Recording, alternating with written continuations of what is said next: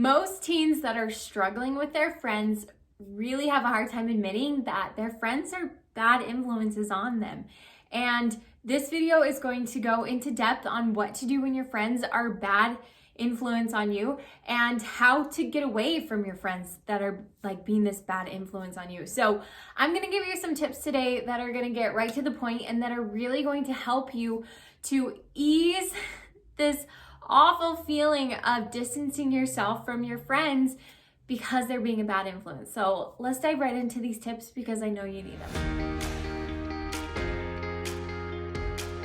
A lot of teens, because we love these people or we wouldn't even care, we wouldn't give a flip, really struggle to know, like, am I okay to distance myself from my friends? Like, am I being a jerk? Or like, where's that line? And I just want you to know that if you're getting that feeling, that gut feeling of like, ugh, I don't like hanging out with them, this isn't what I wanted, I always get in trouble, it's time to distance yourself from these friends that are frankly being bad influences on you. So my first tip that, oh my gosh, this is a mantra I live my life by: kind but distant. If there's anybody that's teasing me that I don't like, if there's anybody that's treating me in a way that I don't like, if there's anybody that, you know, is just pushing my buttons, I teach this principle of being kind but distant. So what does that look like with your friends? That looks like being so kind and smiling and talking to them about their weekend while you're at school, but you're a little bit too busy to hang out with them. Oh, dang it, you can't go to that friend's party. Oh man, I can't eat lunch with you guys. I've got this crazy math assignment. So it's about finding ways that you can still love them, that you can still have that relationship, that you can still be friends, but you're just putting some distance between you, even if that distance is emotional. So I understand that these are people that you love, these are people that you care about, and that's why I teach this tip first and foremost, because we don't know what's going to happen in the future. We don't know if these people are going to change or if they're going to come around, if they're going to see your point of view. And so I love to leave a friendship really open. We didn't come across and say, I hate you, you're a bad influence on me, I don't want you in my life, you're going to heck. Like, that's how you close doors. That's how you close relationships. And my guess is that you maybe want to leave these relationships open, because if you didn't, you would have just walked away from this friend group already. So be kind, be excited to see them, share what you genuinely love about them, share those awesome experiences that you can, but really start to distance yourself emotionally, physically. Put some distance between you and this group of friends. And that might mean that you have to tell them you're busy every Friday night, but you're really just hanging out with your little sister, right?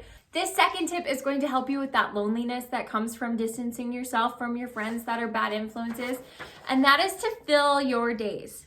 So I encourage people that go through a breakup to get busy. And I feel like breaking up with a friend can be just as devastating as breaking up with like a girlfriend or a boyfriend. So get busy, start putting events in your life, start hanging out with other people, start looking into new hobbies, because the reason a lot of people struggle to distance themselves from bad friends is they don't know what to do to fill that void. They literally don't know what they're supposed to do with their Friday night or their weekend. They're not sure what they're supposed to do like during school, and like, who do I talk to at lunch, and where do I go? And so I'm telling you, let's fill those voids. I'm not pretending it's easy. It's going to require you to like branch out and go talk to new people. It's going to require you to try new activities or to maybe be somewhere that's not your first choice, but is still a great option for you. So get busy and fill those voids, because that's when the loneliness comes. That's when the reality of like, oh, the loss of this friendship is coming into view. So let's fill those voids and let's stay busy. Okay, my third tip, focus on your good friends. Now, I get a lot of people that say, but Abbi, all my friends go to this group and all this group is a bad influence on me. all your friends, because I'm pretty sure that while this might be your core group of friends that you love and adore and know them and are super comfortable with, there's people that you know, that you've talked to, that you're cordial with, that you could explore those friendships more. Yes, it takes effort. Yes, it's gonna be a little bit more awkward. Yes, it might take, going and trying something totally new, but that's what it's gonna take to establish new friendships. And so life is hard, and you can choose the hard of staying with a friend group that's a bad influence and constantly fighting, what the group wants to do and constantly fighting your conscience. That's hard, girlfriend. You can also choose to do the hard of making new friends and focusing on the friends that are great influences on you, but maybe you're just not great friends yet. Maybe you haven't hung out after school before and you're not even sure what you would do. That's hard too. So I'm asking you to choose your hard, but let's choose the hard that's going to lead to an outcome that eventually is going to get easier.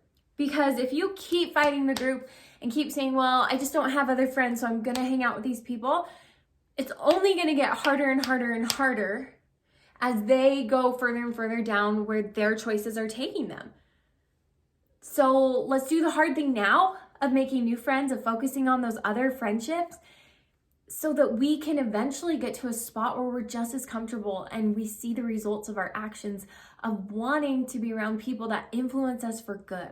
Okay, this tip comes with a caveat. So it is to talk to your friends. Now, I get that this is like red marker on red paper.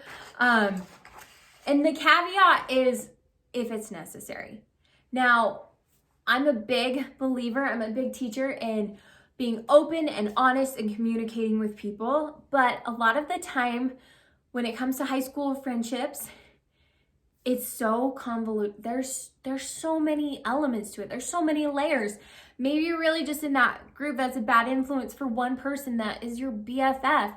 And so there's so many layers. And so if it comes up, if you need to, yes, communicate with this group of friends, this individual, talk to them, share your heart, share your feelings. If you can do so in a calm, a loving way that comes from a place of love, then that's a great thing to do. If you aren't there yet, if you could not talk to these people without getting mad or upset or blaming them or damaging your relationship, then I don't know if it's necessary to talk to them, because a lot of times it's not. A lot of times these distancing of friend groups and kind of switching friend groups to one of a better influence is a process that happens over so many days, so many weeks, that it just kind of happens and you never talk about it. And then one day you kind of realize, oh, Jane doesn't hang out with us anymore. Still think Jane's great, but okay. When you go about your day. So talk to them if being kind but distant isn't hitting the mark completely. So, my first route for you is just like, still be kind, still be loving in ways that you can, where you can still keep your values and your good influence. But, we don't need to chew these people out. We don't need to tell them they're awful or doing the wrong things, because that could put a potential wedge between you. And like I mentioned earlier, we don't know. Maybe you can be back best friends with this person in 5 years after they've come around, after they've realized that they don't want to be with that group of friends either. So I love to leave it with options. So if you need to, talk to them, but be sure it's coming from a place of love and a place that respects them and honors them just as you want respect and honor, instead of a place of chewing out and we can never be friends and we had a big bad cat fight because we lost, our tempers. So talk to your friends, but only if it's really necessary. Okay, 50-50. You're like, what in the world does that even mean? This is a method that I teach in my high school guide, which you can find the whole complete guide on everything friendship, everything high school in the link below.